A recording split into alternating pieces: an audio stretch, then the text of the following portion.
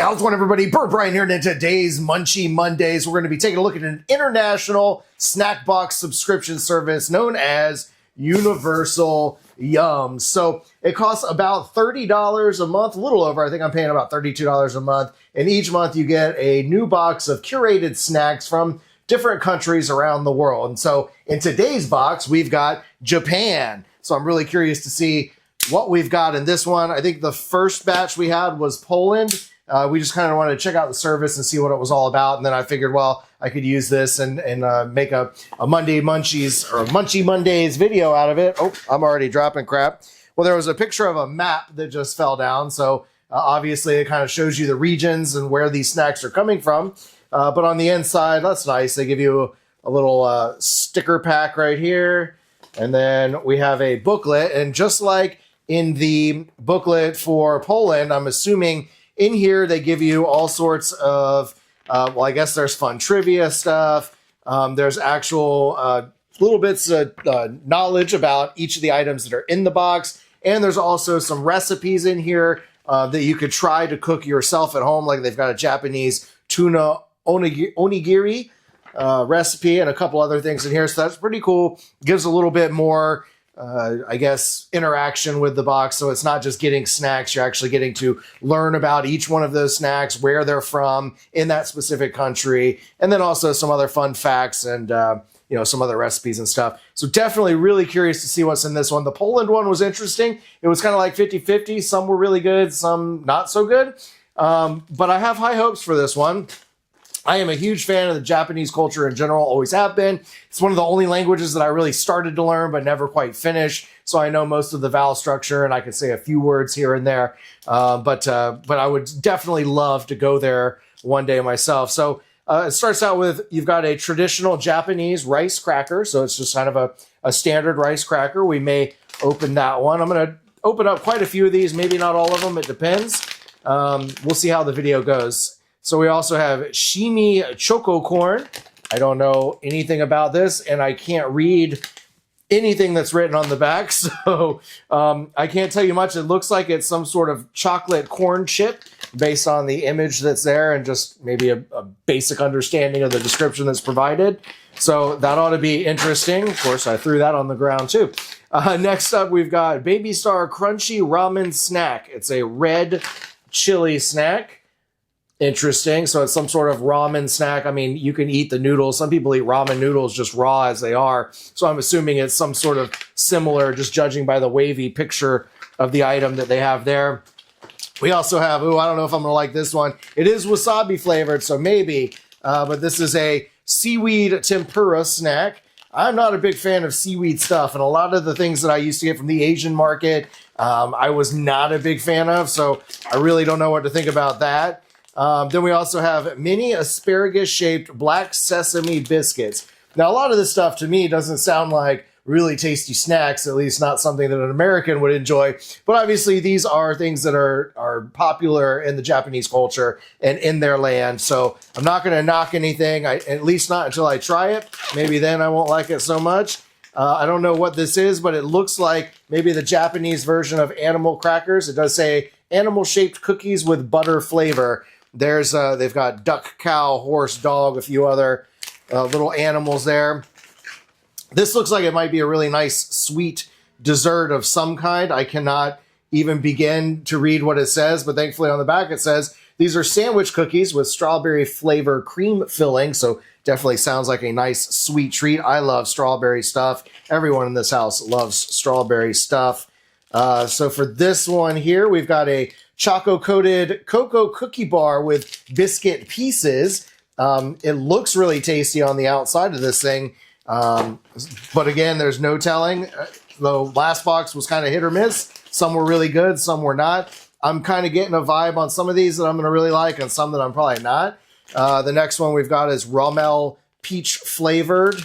So I guess this is kind of like a chew maybe of some kind with a peach flavor. And it says it's made with peach juice. So I do love peaches. That ought to be pretty tasty.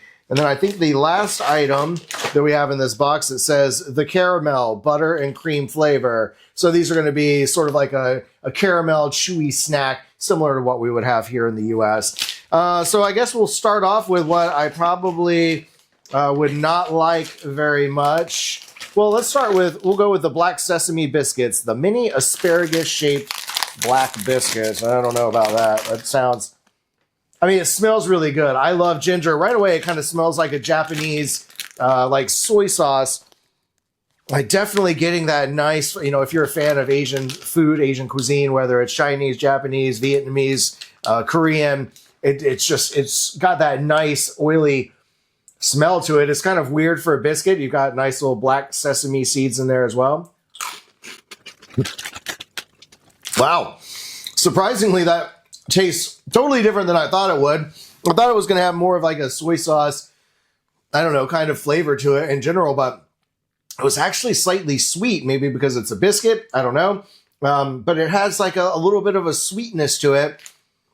And you get just a touch of that sort of teriyaki, like, no, not teriyaki, soy sauce kind of hint that goes in the back. So that was pretty tasty. I'm going to wait and share that with my girlfriend. Next up, we'll take a look at this ramen snack, the red chili. Let's rip this bad boy open. It smells really good. It smells like a spicy potato chip of some kind. And they look to be, just like the picture shows, there are these little wavy bits here. Yeah, it smells like a really awesome potato chip, and it feels like it's going to be firm and real crisp. What's the crunch like? Oh, wow. That's really good. It's just like a standard potato chip that sort of looks like a ramen. But unlike a lot of American chips that claim to be spicy, this one actually has a nice little bit of a kick to it. At first there was nothing, and then it sort of just popped out of nowhere, and it's already starting to phase away. Wow, these are really good.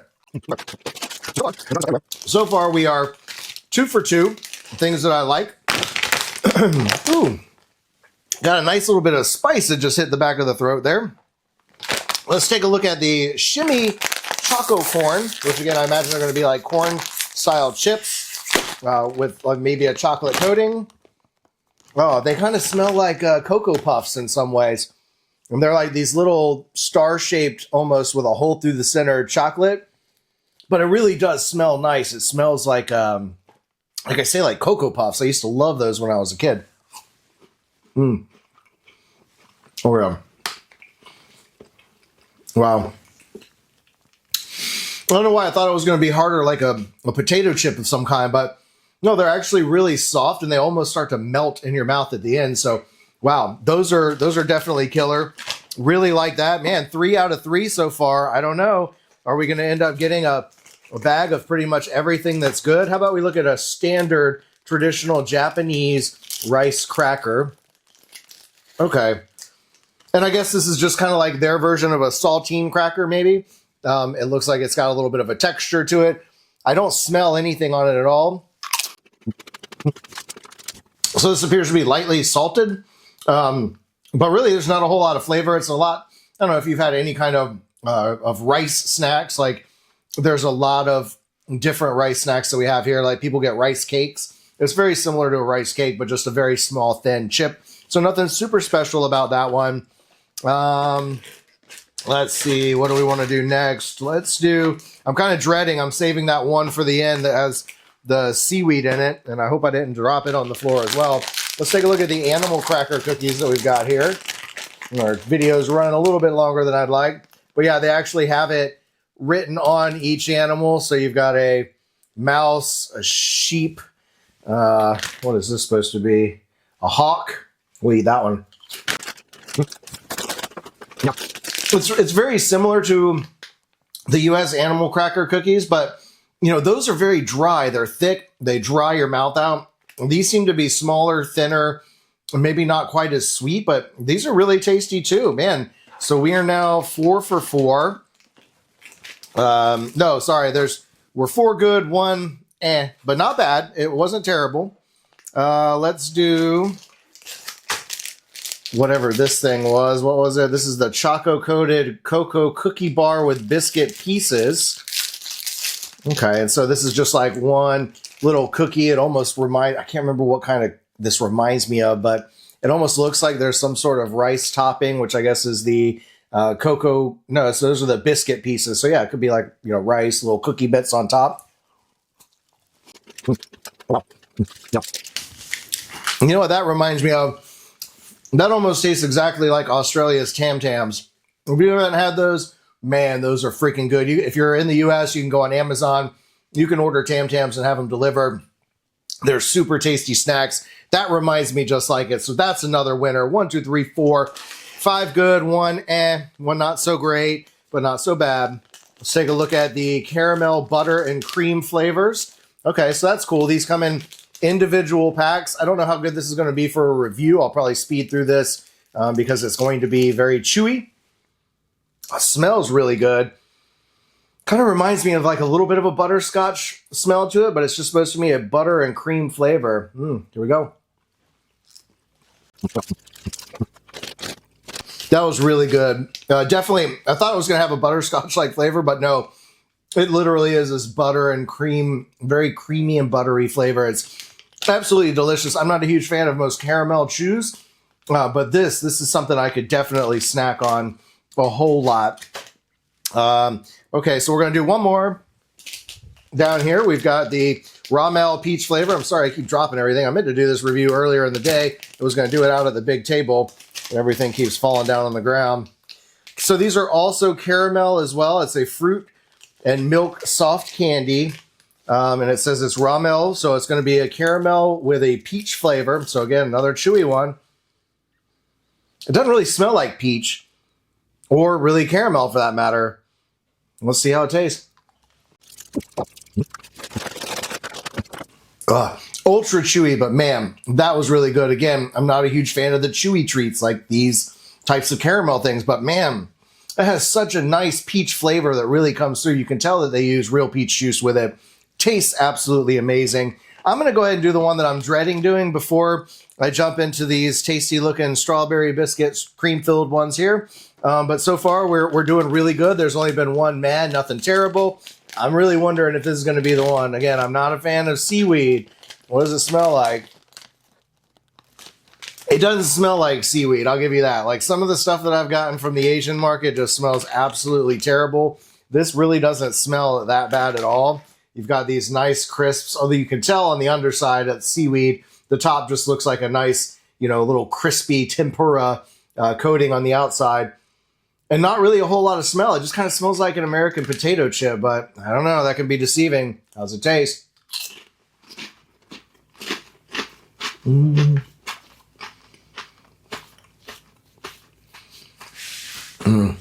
Yeah. Yeah, so not for me. It's the seaweed. So definitely the seaweed flavor comes in. I am not a huge fan. I cannot get over the taste. I know a lot of people that are into, you know, sushi and stuff typically love, you know, seaweed-like flavors and those fishy flavors, but that's what I taste when I eat seaweed stuff is a fishiness, and I'm not a fan of that at all, especially in a chip form like this. You get a tiny bit of spice from the wasabi that's in there, and you get a little bit of a flavor, but this is just drowned out by fishy kind of seaweed, so that one's no good for me. Last, but most certainly not least, we're going to open this thing up. It says to open from this side. Oh, okay. And so these come in little individual packs. So you've got, it looks like, I don't know, maybe 3 per pack, and there's 4 total packs. So you get 12 cookies. And we're going to go ahead and open up this side because the top one looks like it's not broken yet. Look, they're all a little bit cracked.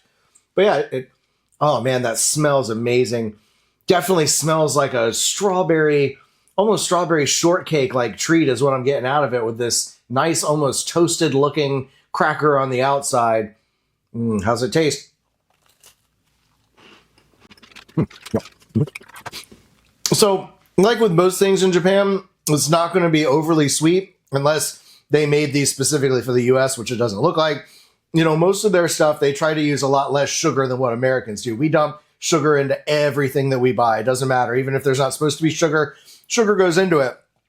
And so this one has that nice sweetness that you would expect from a strawberry, but not one that's been sweetened with extra sugar, just like biting into a fresh strawberry without adding into it. Sometimes it can be slightly bitter, with a nice sweetness, a natural sweetness.